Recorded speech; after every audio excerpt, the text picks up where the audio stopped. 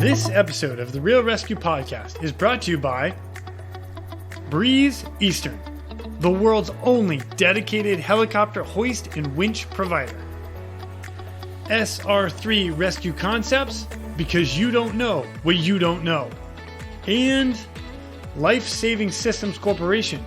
We do our work so you can do yours. Tough gear for tough jobs. Breeze Eastern.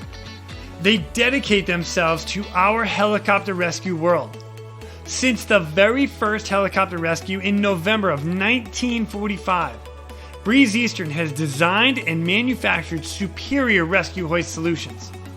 While much of the technology and the unique mission requirements have changed over the past 75 years, their commitment to the rescuers, the operators, and those being rescued has not. Contact them today by visiting them at breeze-eastern.com. SR3 Rescue Concepts is a training company that can help with your helicopter training, a standardization and safety check, or maybe just an audit or an FAA refresher. They are here to bring your agency up to date with the most current techniques, rules, regulations, and equipment. The training staff is awesome. With the certified flight instructor pilots, experienced crew members, which I am happy to say that I am one of them, they offer training in rescue, medical, tactical, firefighting, ground operations, and night vision goggle use. SR3 is also partnered with Petzl to assist with personal protective equipment and the highly specific Lazard. SR3 also goes beyond the helicopter world as they provide high-angle rescue training and tactical medicine training. Contact them today at sr3rescueconcepts.com or over on Instagram at sr3_rescue. And Life Saving Systems Corporation. They manufacture the world's toughest helicopter rescue gear. From my favorite harness as a rescueman, the Triton harness, to the rescue baskets, the litters, and of course, the most popular hook in all helicopters, the D-Lock. The team at LSC will cut, bend, sew, weld, and machine these products into existence every day. We do our work so you can do yours. LSC. Tough gear for tough jobs. Check them out today at lifesavingsystems.com and follow them on Instagram at Rescue Gear. That's at ResQGEAR.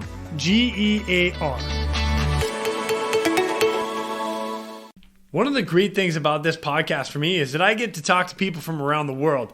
It is so fun to listen to all their stories as well. So my first guest coming to us from Australia, my friend, Mr. Ben Darlington, who is also conveniently the Rescue Swimmer Association president right now, brings us some killer stories in this episode. So without further ado, my friend, Mr. Ben Darlington. My name is Jason Quinn. I am United States Coast Guard Rescue Swimmer number 500. These are my rescues and rescues from those of us that put our lives on the line every day so others may live. This is the Real ResQ podcast.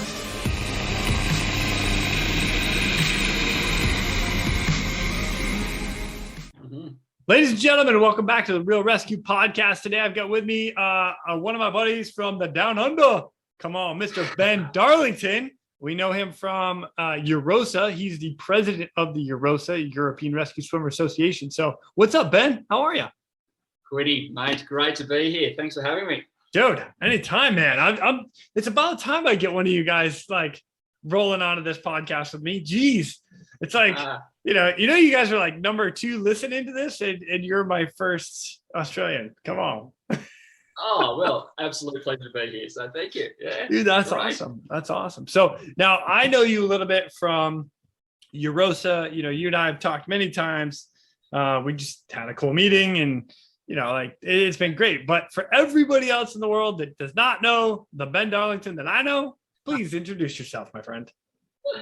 Hey, well, So Ben, from Australia, I've been in helicopter search and rescue for about 14 years now. So I started back in 2007 And as you said, kind of got involved in the Rescue Swimmers Association in 2012, and it really has just opened my eyes to the great work rescue swimmers are doing out there day in, day out. And it's really a pleasure to be involved, and I'm just kind of really excited and frothing out on the association at the moment. So yeah, it's good. Sweet. Now, for you personally, you got started 14 years ago. What helicopter were you on when you got started? So I was on the Bell 412. I was based, the old workhorse. It's a classic truck. It's great. I was based up in the Torres Straits. So that's the waterway between the top of Australia and Papua New Guinea. So servicing the communities up there, and had some great work up there. Got some great jobs and great experience, and which we get to hear about some of them here. So I'm pretty excited about that. So that's good. Yeah. All right. So now for everybody else, and actually this is for me too. With you guys down there, like, are you just a rescue swimmer, a hoist operator, or like, what is your job role in the back of the aircraft? So Australia doesn't have a dedicated search and rescue network like, say, the Coast Guard. So search and rescue falls to the various states around Australia, and they're kind of rolled in with the HEMS services. So depending on the different states, it'll depend on the crew setup. So where I was in Queensland, they have a dedicated rescue crewman or rescue swimmer role. In other states, the rescue swimmer is the flight paramedic. So it's a dual role there. So yeah, it's various states have various setups, and certainly for the guys in Queensland, a rescue swimmer generally progresses onto a winch operator down the track. So yeah, it's good.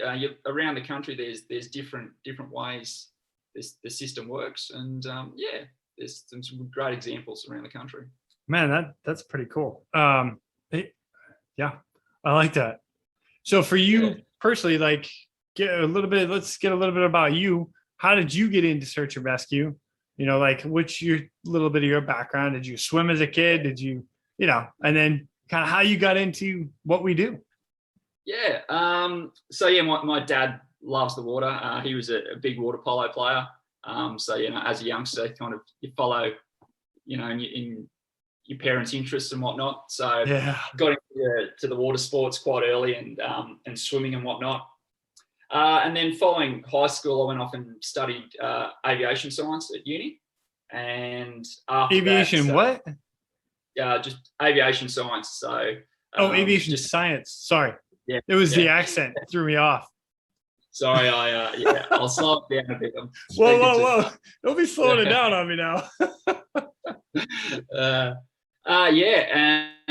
So the water background and kind of a little bit of the aviation background lined up nicely into the helicopter stuff.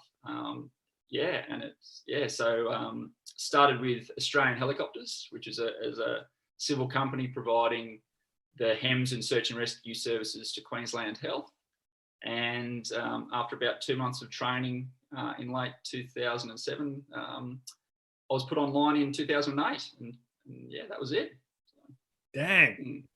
So you being a water polo player, that kind of just dropped you into like the rescue swimmer side of it, or how did you get into like rescue swimming side? Yeah, so I guess up in Queensland, they like recruiting guys from and girls with a bit of a water background, either lifeguards or swimmers or whatnot. Generally there's an interview process, and there's a fitness test that you'll go for. PT test, loving it. And obviously water is a big component in that PT test. So like I said, the water background certainly helped, and the aviation, and it lined up nicely for me. So wow, man, that's great. That's great. So very cool. So now, once you get all your stuff in a line and whatnot, do you remember your very first SAR case? I do, yes. Yeah. So I was, I'd been on duty for about 6 months, and like I said, a lot of HEMS cases. but not so much search and rescue. But yeah, after about 6 months, we got the call. It was from our rescue coordination centre.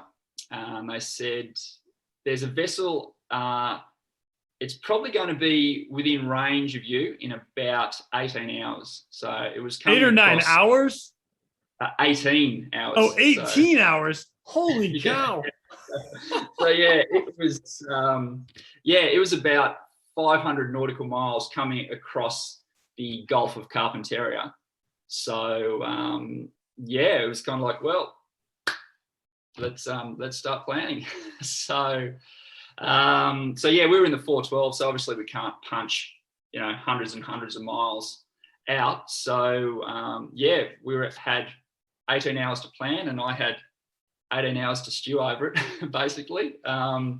We actually went off and did a HEMS case in between. So of course you did. Case that we went off and did. Yeah. And then the next morning we went out.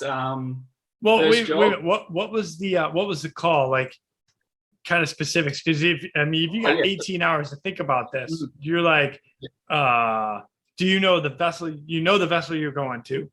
What was the patient, or what was wrong with him? Yeah, not sure about the patient after all this time. The ship was a bulk carrier with a set of cranes down one side. So it was going to be a winch. There wasn't a possibility of landing on the deck. So from our perspective, we were focused on that. Obviously, we had a paramedic for the treatment of the patient. So yeah, we went off and conducted a stretcher winch recovery. And yeah, I learned a lot. I messed up a lot. And yeah, it was a good job. I learned a hell of a lot. All right, we got back up, man. I got to go into some details, man. So you had 18 hours to plan. You have a picture of a ship that you're going to, and you already know you're going to hoist and get to a stretcher. So you roll up on scene, like take me play by play, because this is the stuff I love, man. Yeah. So good conditions. So it was a good, light winds. We were able to approach into wind on the vessel. It was good references for the pilot and whatnot. We went to the first hatch, so closest to the bridge, and they put myself and the paramedic down. And then the stretcher came down. We went off and packaged the patient, and then came back for the winch recovery. So we were using a double-ended highline. So it's identical at both ends. Oh, cool. I like that. Yeah, it is really good. You can go down, you can swim on, so you can disconnect from the cable and just swim on the high line, or you can feed it in reverse. Now this is where the problem came for me. So in all the drills, we had worked from the hook end, or from the aircraft end, as if you were lowering the high line down to the vessel. Okay. When you're on the deck, that's actually reversed. So I have hooked the incorrect end of the high line up to the winch, up to the utility ring on the winch. And so as I was being the guideline or the trail line back up to the helicopter so the stretcher wouldn't spin, it hasn't fed from the top of the bag. It is pulled out from the bottom of the bag because I had set it up. So now I'm on deck with 150 feet of high line out, and I remember thinking, what an amateur, what an absolute goose. I have completely mucked this up. First job, I've totally ruined it. So anyway, I've managed to get control of the high line. It hasn't spun. It's all gone up. The rest of the hoist is gone quite smoothly, and they've brought the stretcher into the aircraft, and then I've high-lined the hook back down, packaged up the high line, connected, and back to the aircraft. So yeah, so that was very, very embarrassing, but I certainly learnt a lot. And then got to the debrief, and the winch operator and the captain were there, and we were having a chat, and they were very gentle. They were nice. They were like, man, that went well. I mean, you really made a mess of that high line, but you know, you got control in the end. It was all right. And I said, just one other thing. When you set up for the stretcher recovery, you set up in the middle of the hatch. And I remember thinking about it. When they'd put me down, they put me on the edge of the hatch, and there's about a 2 meter drop off to the rest of the vessel. And I honestly hadn't given it much thought. So when it came time for recovery, I've just gone over and I've set up in the middle of the hatch. And they've gone, yeah, look, I know exactly why you did that. But, you know, as you get more experience, your situational awareness will grow, and you'll get a bigger picture of what's going on. We put you down on the edge of the hatch because that gave us really good clearances for the rotors. That gave us really good reference for the pilot, and reference for the winch operator. So we know why you set up in the middle of the hatch. That was fine, but think about it from our perspective. So, look, yeah, I'd gone 6 months with no jobs, and yeah, I learned so much from that one job. It was a great experience, and you know, it's one of those things. You just, once I've done that first job, you realise that, you know, things are critical. You've got to be thinking about things. You've got to be thinking downstream, and it was, like I said, a bit of a baptism by fire. I messed a few things up, but it was a good one to move forward from. So, yeah. You know, that's pretty awesome. But there's a lot to be learned, and let's like kind of recap it a little bit. What you're talking about, for everybody that doesn't understand, is that when a pilot comes into a position over the vessel, or over the vessel specifically, or a tight like spot where it has just open water, like a rig or something, they have to have something to look at. You have to have visual reference in order to hold the helicopter in the hover. Well, like, I've done the same thing you do. Is you get down and you're put in area A, you go get your patient, and you move to area B because you think that's the best spot. Well, you just screwed everybody in the aircraft. Absolutely, so like, yeah. So you've made their job 5 times harder because you didn't go to the same spot that you started in. Yeah. Now, at the same time, put it in perspective. You have a patient that their comfort level is going to be the middle of the path, right? Their comfort level is not going to be on the edge. So while we're down there, you and we're thinking about the patient care. Like, hey, I want to make this guy comfortable. He's about to get hoisted into a helicopter, which doesn't happen every day. So let me get him a little more comfortable. Oh yeah, no, bad move, bad rescue swimmer. That's right. Exactly. So, yeah. So for everybody out there that's going to be doing this, when you get your patient, put them, like, go back to where you got inserted to or landed at, because that is where the best visual reference is for the pilot, the air crew. And when they go back, they're expecting to go back to that same spot and have all the same visual cues. So, absolutely, yeah. So it goes back to, it goes back to when you're in the aircraft and you're getting the brief of where you're getting inserted, to, you know, really soak that up. But then again, once you've been put in, whether it's, you know, into the forest or onto the ship, just take that, you know, that 5 seconds to have a breath and have a look around, orientate yourself, and then, you know, go off and do it. So, yeah, all traps for young players. So. Oh, what a great good case too. Like, you know, the fact you have an opportunity to kind of, I don't know if it's a good thing or a bad thing to have 18 hours to really think about what you're about to do. And because then you start planning, we're going to go in this way, we're going to put down here, and then it all changes as soon as you get on scene. So you're like, oh. Absolutely. Yeah, you do. You come across those cases that haven't gone well, where they've overplanned one section and haven't been able to adapt to changes that are outside their control. So So 18 hours to stew on it was a lot, but in the end, I learned a lot. It all went well. So yeah, it was a good job to you went out and did a little training after that, didn't you? Yeah. Oh, exactly. And it's, you know, you make a mistake on a live job, you will not make that mistake ever again. It is ingrained in you then. So yeah. That's awesome. Lessons learned the hard way. Yep. Hey, everybody made it home safely, so that's a win. That's a life saved. So good deal. Good deal. Yeah. Man. All right. So you sent me a little article about something that you had done, which I think is pretty awesome. Now, this was published January 20th, 2009. And it says the title of it is Two Survive Weeks at Sea in an Esky, quote unquote.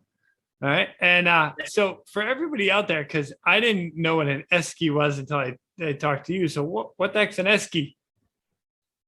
So an esky is generally what you keep your beer in. So, you fit a couple of cases in an esky. A big cooler.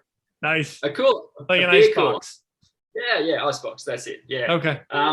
So as this job was progressing, when I heard esky, I was thinking about, something, you and your mate carry that holds a couple of cases of beer.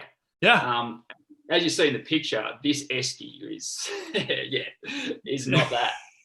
Yeah, this is huge. Well, let me read just a little bit off the top here because it's kind of cool. And then you're gonna have to break this one down too because this is pretty fun. Yeah. So, two Burmese fishermen survived almost a month floating in an ice box after their small wooden boat sank in the Torres Strait 2 days before Christmas. The pair, aged in their 20s, are recovering in the Thursday Island Hospital, which is the place, Thursday Island, off the tip of Cape York Peninsula, according to the report. The men, dehydrated and exhausted, were spotted on Saturday by a routine Border Patrol flight and were soon plucked from the ocean by an emergency management Queensland helicopter flown by Terry Gadeen. Yeah, yep. So, all right, when we winched down to the rescue crewmen in the water, the guy in the esky leaped out, Mr. Gadeen told Stephen. Like, okay, I don't want to go too far because I want to hear this from you. Now, because this is telling me that somebody's jumping out of the cooler basically onto you. So let's back up to the beginning. You get a call out saying, hey, there's two guys floating in an ice box out here in the middle of the ocean. Yeah. So we were at base and so there's Border Patrol aircraft flying around and one of these airplanes said, there's two guys in an esky. We're like, what are you talking about? So yeah. Two guys can't fit in that. What are you talking about? I can barely fit two cases of beer. Yeah. So we were kind of thinking, so there's two guys hanging on to an esky, which is, not uncommon. It's, the boat goes over, the esky's floating, so they're hanging on to that. So that's what we were kind of, the picture we had in our heads. So we fly out there and they kind of confirmed, there's two guys inside the esky. And we're like, no, that's what's going on. So we were thinking, man, it must be two kids in this esky. And now we're thinking, what's happened to the parents? Is this going to turn into a massive protracted search as we're trying to search for the adults that were with the kids? But anyway, we fly out. There's the aeroplane flying overhead. And we come over top and there's two grown men inside this 6x4 foot esky waving at us. And we couldn't believe it. So it's like a full-on deep freeze. It was huge. So they've put me down, and I'm swimming over to this thing, and I'm looking up at the side of this esky. It's like 4 feet to the top of the esky, and I'm swimming over, and I'm thinking, how on earth am I going to be able to get up there to get the strop on this guy? And I'm swimming over to the boat. And this dude just launches off the top, kind of like a wrestler off the top of the top rope of a boxing ring. And he nails me, just absolutely smashes me. So anyway, I managed to kind of, push him off and chuck the strop on and up to the aircraft, gone back down. The second guy's seen how the first guy did it. So he's just done the same thing, nailed me again. And recovered them up to the aircraft. And so these poor guys from Burma, I think there's AKA Myanmar. Myanmar, where you know well. Yeah. Yep. Had kind of, the story is actually quite sad. Looks like they were forced to work on this fishing vessel, and it's gone down in some rough seas up near Indonesia. And over the course of the month, they're collecting rainwater and fish scraps and whatnot out of the bottom of this esky, and they've ended up over on our patch, and that's where the story that's where we came in. So it was just unbelievable. It's kind of interesting, very bizarre case to be involved in, but it was kind of cool. Good to have a nice ending for these guys. I understand they ended up getting refugee status in Australia. So wow. That's pretty cool. So you survived that long in a ice box floating for, when you're talking a month, 30 days. Oh my gosh. Wow. Yeah, it was unbelievable. So cool story to be involved in. Yeah. That's pretty awesome. I from multiple aspects. You know what? I didn't ask you this earlier, but do you train to stay on the hook, get off the hook, and free swim, or both? So where we were, like I said, there's multiple rescue agencies across Australia. So we had the option to come off. There were a couple of tasks where I did, where I thought it was warranted, but it's something it wasn't the first wasn't the first choice generally. The choice was to stay on the cable for that in particular job. For that job, yes. Just a standard strop rescue is pretty common. The basket that I know you guys use in the States is not a common piece of equipment here in Australia. So the strop in a maritime environment is the go-to bit of gear. I know there's a huge discussion that can be had of the advantages of coming off the cable, and I love having discussions like that. But it depends.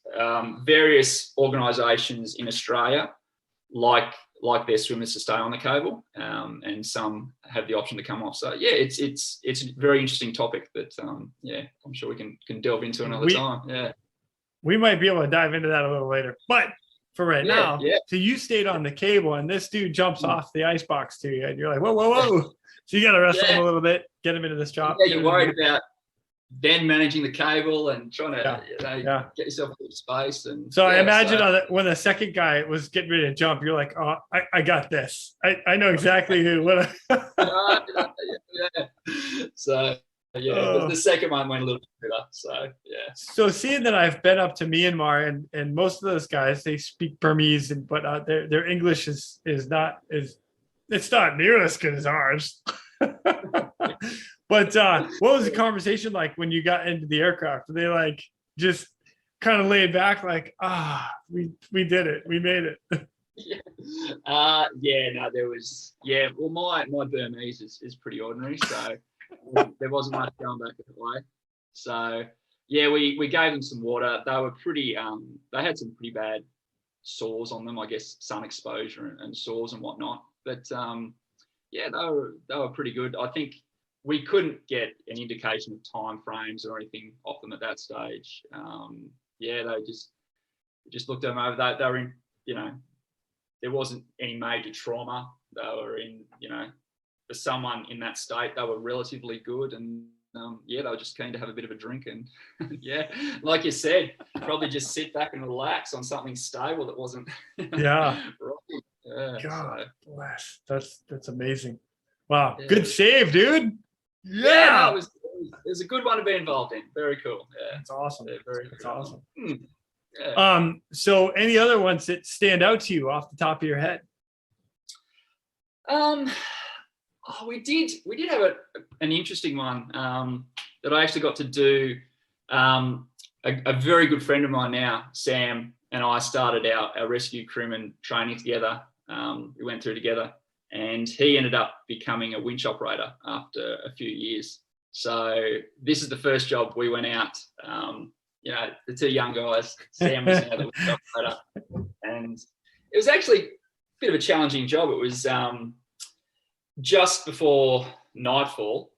We got a call that a helicopter had ditched up in the Torres Straits, and then the helicopter was from a private company that worked next door, and that actually come over to us just as we were getting the aircraft ready, and they said, "Yeah, look, he's put the aircraft down on the water.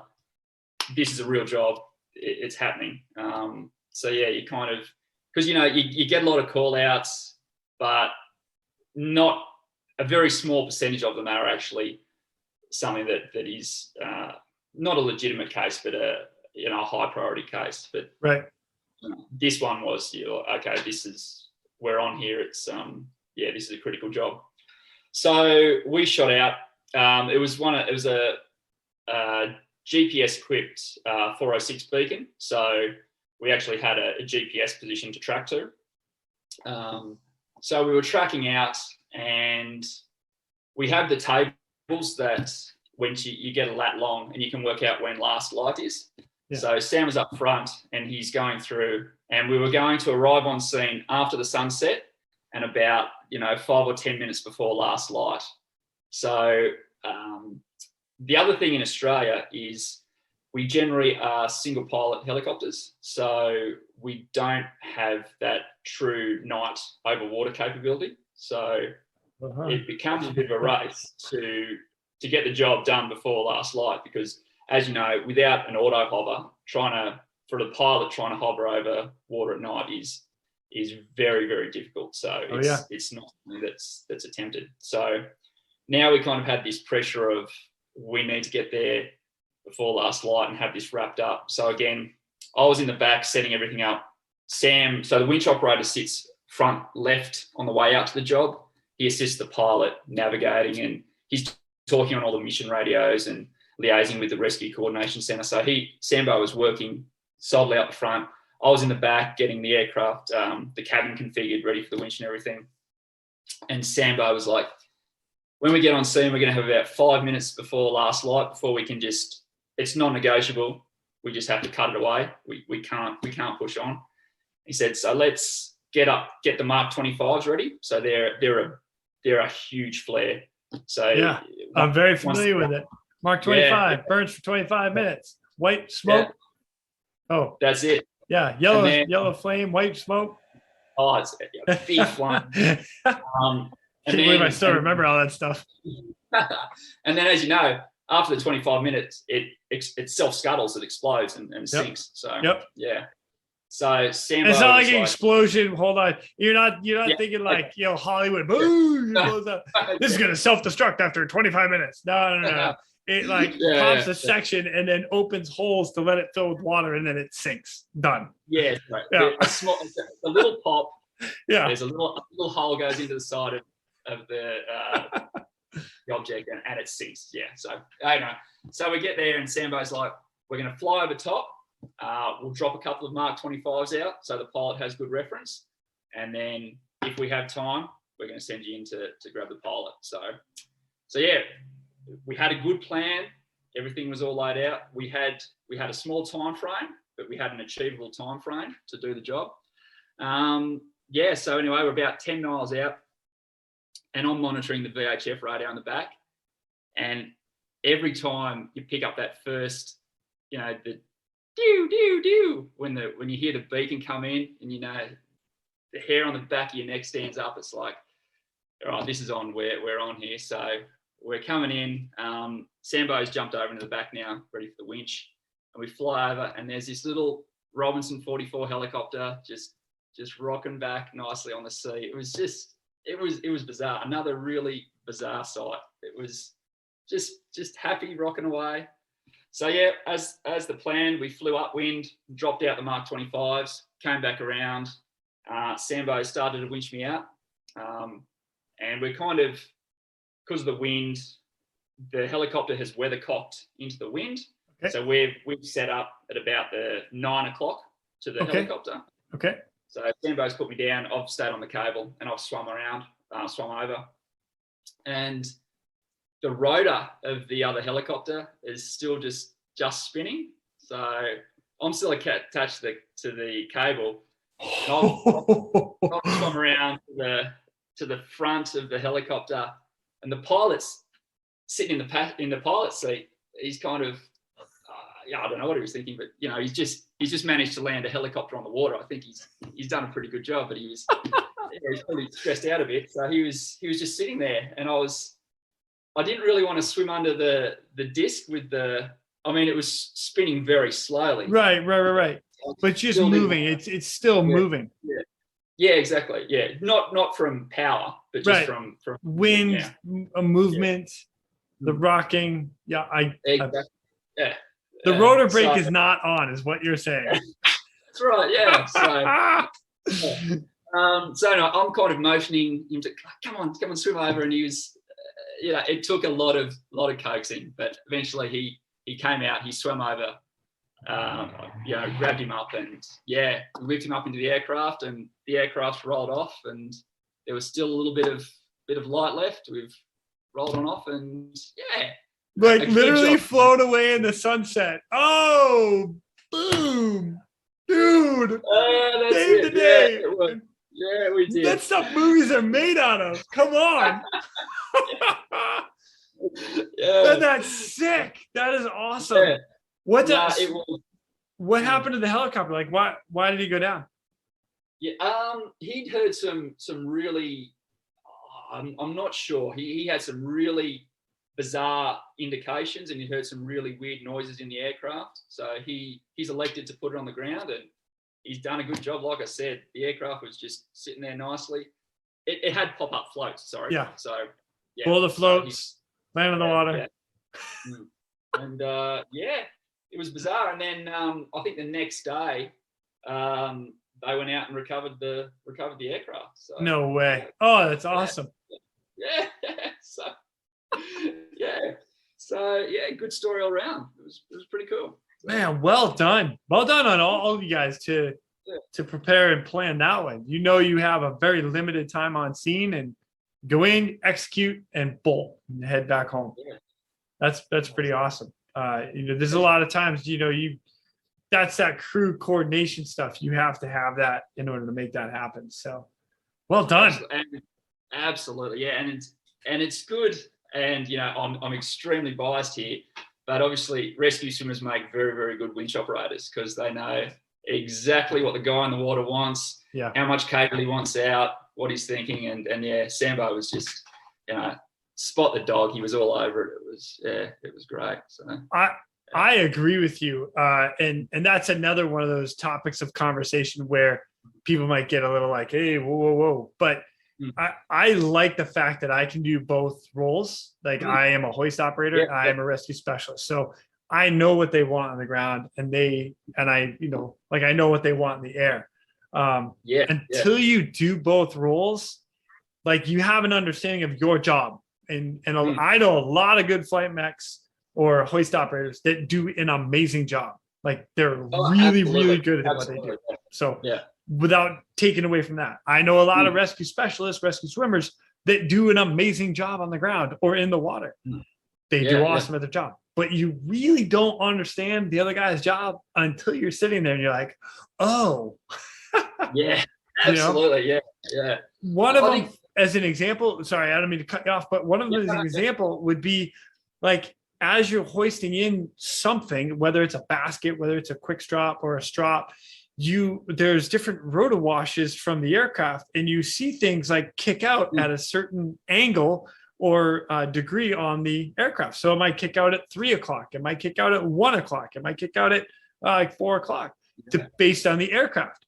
You don't know that until you're in that position, and then all of a sudden you're like, oh, that's why they positioned there. So that's pretty awesome. Yeah, and I think that's another benefit we have here in Australia.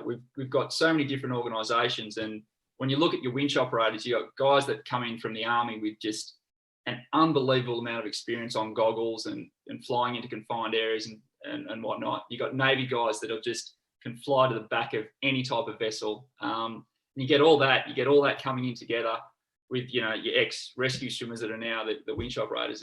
It just makes for a wealth of knowledge. It's quite a good place to be when you have all these parties coming together. It's fantastic. So. Yeah, that's pretty awesome. I like that. I like that a lot. Now, are you a hoist operator as well? Yeah, I have moved on and gotten the upgrade as well. So of course you have. My bad. Yes. Actually, I think you said that at the beginning, and I already forgot. So it's terrible. No. So so it's like you said, it's the rescue swimmer stuff led nicely into the hoist operator stuff. So that's good deal, man. Well done to you and your crew on that one. Gosh, I bet that dude's pretty happy. It's like, here I was just having a nice flight, landed in the water. Now he's telling me I gotta go swimming. Yeah, that was a bit rude. Got him all wet. No good. So. That's awesome. Good job, dude. If you don't mind, I'd like to move on a little bit then, and I want to open the floor up to you for whatever you want to discuss. But you and I have talked quite a bit about EURORSA, and we heard from Risto and Sammy and how it all started, which is an amazing story. For anybody that hasn't listened to it, go back to listen to that asterisk and how EURORSA got started. And then we listened to Sammy and all his cases. But how did you get involved with the European Rescue Swimmer Association? Yeah, so must have been about 2011 or 2012. The company I work for, Australian Helicopters, was bought by ENEA, so a big Spanish company. And I just got in contact with a couple of the Spanish guys over there because I was really interested to see how they did things in Spain. And they said, hey, we've got this meeting coming up in Denmark. You should come along. They told me a little bit about the association and whatnot. So I was like, hell yeah. So I went up to Denmark, and it was just fantastic. So like you said, if you go back and listen to the story from Risto and Sammy, it talks about how this association was started when there was a problem between the Finns were out doing a job and they had some trouble, and the Swedish guys, the cable broke with Risto in the water with the survivor. Like he's just floating around. He's like, oh, now what? Amazing. So then they've thought, well, we work in the same body of water, we do the same job, we should probably start sharing ideas and sharing experiences. And that was the Sweden came out to pick him up. Right? Yeah, that's it.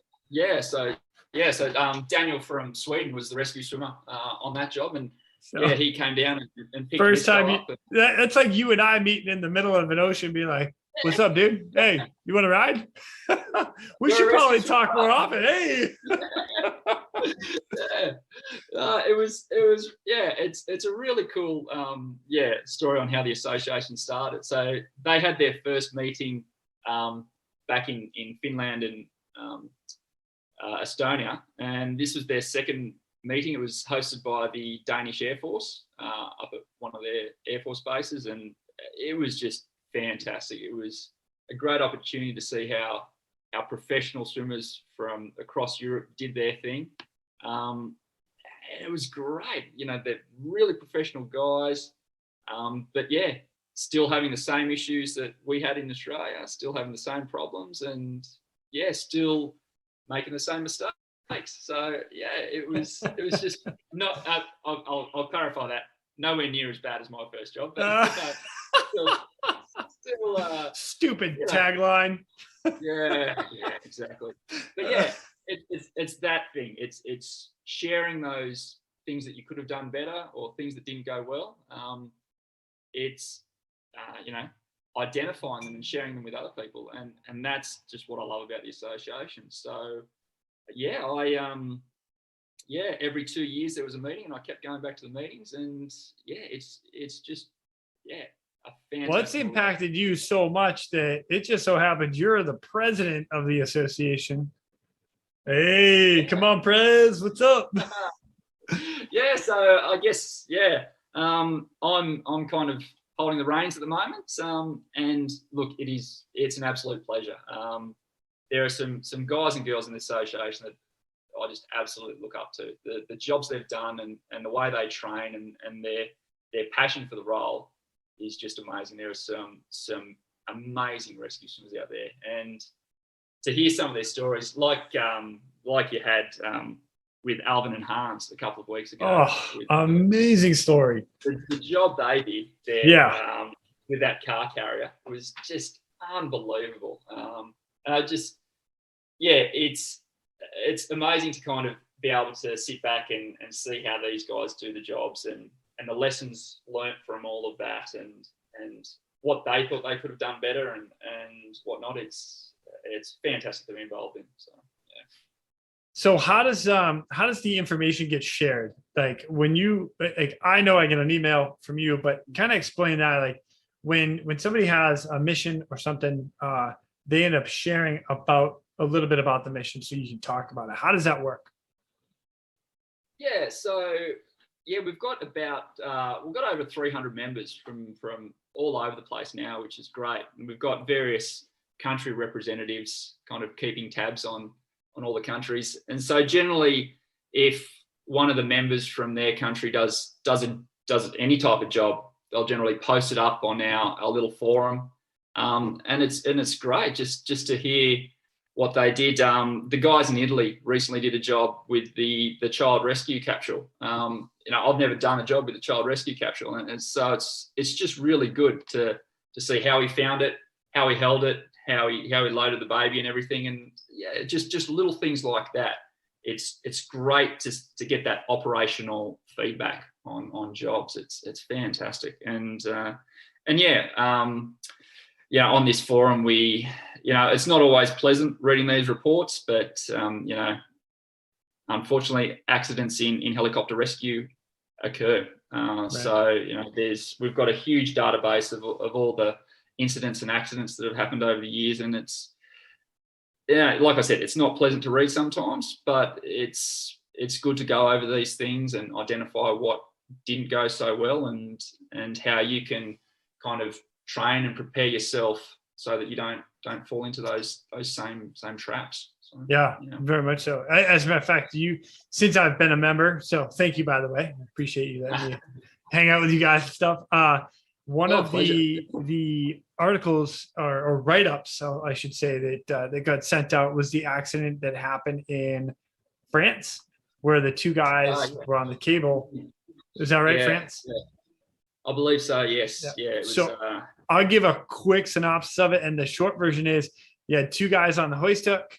They were doing some hoist training, and there was a grinding or a stoppage or basically a hoist cable foul in the hoist itself. And basically the short version is as they were trying to taxi, air taxi back, the winch operator tried to move the cable again, and it broke. And those two ended up falling. Unfortunately, both members passed, but like that's the stuff that gets presented. And then everybody has an opportunity to kind of talk about it. Like, hey, what do you do for emergency procedures for this incident? And now you have that worldwide talk of either as a rescue specialist or a hoist operator or a pilot. So exactly. Yeah, exactly. I mean, it's really unfortunate to read these reports, but seeing them in context and being able to discuss them really does make it, I think, sink in, and the perils of the job. So yeah, like I said, it's not pleasant reading, but I think it's important to share things like that. And yeah, like I said, I love hearing all the good jobs that the guys from around the place are doing, but it's also great to hear when one of the guys or girls puts their hand up and said, yeah, look, I did this job and I didn't really do this all that well. When you do a job like this, consider this, and this, and it might go better for you. So yeah, it really is learning from each other, learning from others' good jobs and from jobs that didn't go as well. So yeah, I love it. And I like the last post that I think you just sent out a week ago was a big rescue that the guys up in, where was that one? Yeah, put me on the spot. I think there was another Italian one that they did. Up on, it was Night Winch. Yeah, that's right. That's right. The Italians. Yeah. So the Italians came out and did some amazing rescue, and that got posted. Oh, what a great read that was. So yeah, up at near where we had one of our rescue meetings. So up at Cinqueterra there. Yeah, it was. Yeah, I love reading those jobs and how they did it and whatnot. So it's a great organisation to be part of, and I think really got to throw back to Sammy and Risto and Juha, all the guys up in Finland and everywhere that kind of got the association off the ground to where it is today. It's pretty cool. So yeah, good job to those guys. Now, if you listen to those episodes already, you probably already know. But for everybody else that hasn't yet, how do we get into the association? What do we have to do? Yeah, so basically, we're looking for people that are passionate about the role, dedicated to the role, and want to share their experiences and learn. So if you are a full-time rescue swimmer or rescue crewman, however it's called in your country, jump onto our website at EURORSA.com. Look, it's not a free pass. We will put you through the griller. There is a fitness. I was going to talk about that in a second too, by the way. So look, we are we're Rescue Swimmers Association. So obviously there is a standard of water competence that we need to uphold. So there is a water test. So look, if you're passionate about the role and you want to learn, we encourage people from around the world to join. We've last year we got our first members from New Zealand, which is really cool. We've got members from all through South America, and we're getting some fantastic members from the States too, which is pretty cool. So that would be me. There's a couple other guys in there, but there are some hard hitters from the States coming in. So it's good. So from what started there in the Baltic Sea, it really has grown out. So it's a pleasure to be involved in it. So No, it's killer. I love it. And from the States, off the top of my head, you got Mario Vitone, Butch Flythe was a part of it. Chris Razok is now one of the guys. I mean, I'm all about it. And just like I said, to talk about everybody and everywhere and the different gear, equipment, how you do this. As a matter of fact, I learned from Janos from Estonia. He was telling, so he gave me a tip and trick with a raft and how to sit on the edge of a raft and doing tagline stuff as you're getting people in and out of the raft. So if you have 20 people in a raft, instead of swimming in and out, we'll just leave the helicopter in an angle and just, rescues drop them in or bring the basket down. And now you do an angle pickup. So it's out, they swing to center and then bring them into the aircraft. So I was like, why didn't I think of that? And that's what I love about the association. You've got every country seems to be extremely good at a various aspect of the operation. You've got guys that are awesome in really cold water, like almost swimming in ice. You've got guys that are good in big seas. You've got organisations that are really good at those long range SAR jobs, a couple of 100 miles out to sea, and then working with ships that are pitching and rolling. It's just great to be able to tap into those different organisations that are just so keyed in to various aspects of the job. It's fantastic. So there is a wealth of knowledge there to tap into. It's great. It's killer. So to tweak over to the PT test. So it is a swim test, and all right. So I got to give everybody kind of a perspective here. So I did it and what did I send you? Like 13 minutes and I'm going to say 43 seconds, something like that. And it was all right. I was like, I was so proud of myself. Like, but I still got this. Then I get next to your time. How fast are you doing it there, Ben? So a couple of us are doing it under 9. So 9 freaking minutes. And I was like, oh my God, I got to pull 4 minutes off this damn thing. And it's, again, we've kind of we've built this test. I'd like to think it's pretty brutal. We're trying to put our members through stresses that they will experience on an operational job. So, swimming with a mask and snorkel is hard work. The air you've got to expel through that snorkel to get the big breaths in is hard work. There's fin work, there's underwater work, there's a bit of a tow there. In between each of the steps, there's pulling yourself out of the water. That's to simulate pulling yourself up onto a small vessel or into a raft or up the back of a yacht. So, yeah, it's a challenging test. And at our rescue swimmer meetings, it really comes to a head. We have the rescue swimmer PT. So we have the PT test, and then we have the rescue swimmer relay. So that is really where things heat up. It's great. So it's a 4x100 meter, and I think that's where you start to see the guys really, really swimming for their country. We've had some great battles over the years.